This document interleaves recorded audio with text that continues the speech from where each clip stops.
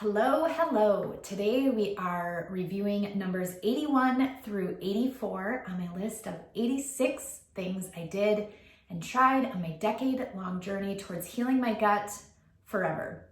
If you're ready, let's go. Number 81 is I found not one or two, but three great functional practitioners.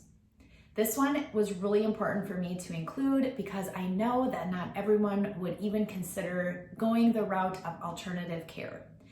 And I have a whole post on my website all about the beginner's guide to digestive health testing, and it goes over Western versus alternative care, the benefits and the pros and the cons for both. And I think that it's important that you review that and that you take both into consideration. There are definite pros and definite cons to both. However, I found that over time, the marriage of both an alternative practitioner and a Western doctor was imperative to my healing journey.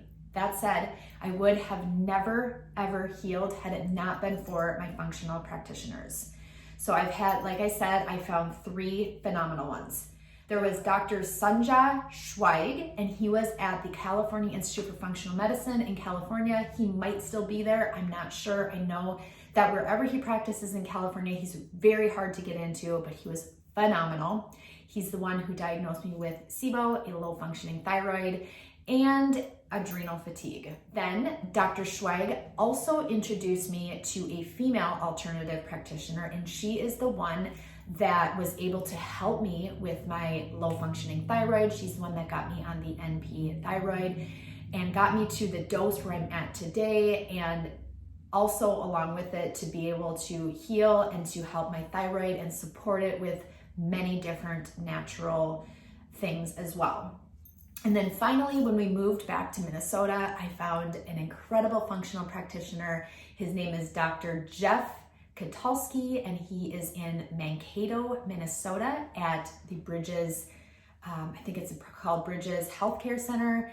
And he also is phenomenal. He is the one that helped me through my final bout of SIBO. He is the one that introduced me to dysbiocide.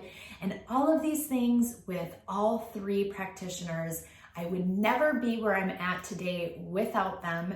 I wouldn't be healed to the place that I am for sure. And I would not be the person that I am. And I am so indebted to all of them. And I think that the one thing I would share with you that really makes a difference with going an alternative route is that it is more expensive, but they do listen. They have more time to listen. They take into consideration your whole self versus a specific body part. They're looking at alternative ways to help you and to help you get better and care for you instead of just throwing another Band-Aid on the problem. So number 81 is I found not one or two, but three fantastic functional practitioners. Number 82 is collagen and or gelatin. I have taken both and to this day still use both along my journey, and I believe in both of them wholeheartedly. In doing a lot of research, what I will tell you is that there really isn't any difference between collagen and gelatin except for the way that it performs when added to liquids. So collagen, when you add it into liquids, it dissolves very easily. So you can easily add it to water or juice or your coffee, which is what I do. You can add it anywhere and it will dissolve very easily. Gelatin, on the other hand, will clump if you don't do it right. However, gelatin, because of this binding, clumping property that it contains, is a great egg substitute. It can be used in a lot of baked goods. It is used for Jell-O.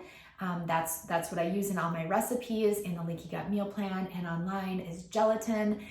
And the reason why I believe in it so much, collagen and gelatin, is because it has a lot of implications for leaky gut and for really helping to seal up that intestinal lining that may be semi or a lot permeable. And so There have been a lot of different studies and research as it relates to collagen and gelatin. Some of them, for many people, are still very subjective, but for me, I found massive benefits by using them. Also, if you wanted to talk about benefits besides the gut healing, aiding in the gut healing process, there have been correlations with stronger skin, faster growth of your hair, stronger nails, and all of these I actually have witnessed firsthand as well. So number 82 is adding in collagen and or gelatin. Number 83 is I moved back to the place where my heart never left, which is Minnesota. So I just mentioned, but we lived in California for 11 years. And then about 3 or 4 years ago, my husband and I and our 3 children, we moved back to Minnesota, where I was born and raised. And why I think this is important is because you can try to outrun problems. You can try to move from place to place.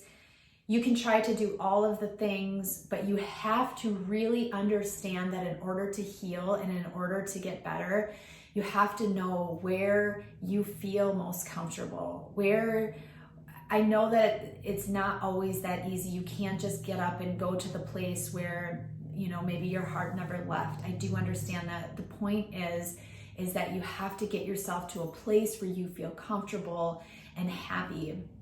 It was not until we moved back to Minnesota that I would heal for good. And I do think that a large part of that has to do with the fact that when we moved back to Minnesota, everything was familiar again. The roads were more open. There wasn't the stress of traffic. I knew people. I had a sense of community. I was back with family and friends.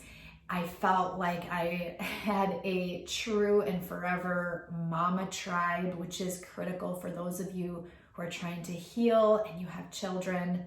Whatever it is, the point of this one is that you have to be surrounded by people and in a place where you feel happy and safe in order to heal. So number 83 is I moved back to the place where my heart never left, Minnesota. And number 84 is I found a life outside of gut healing in order to avoid becoming consumed by it. If you need to listen to that one again, stop this, go back 15 seconds and listen again. And really, really, really take a few moments to think about that. When you are on your gut healing journey, it is so easy to let it become not just a part of you, but all of you. And that is a problem.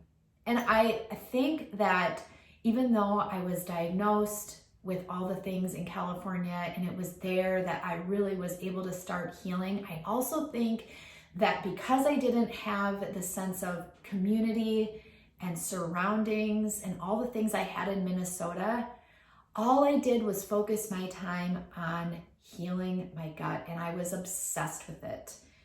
And once I was able to get outside of that, get outside of healing, get outside of myself, my issues, my problems, my pain, my suffering, all the things that I thought I was living, I actually started to get better.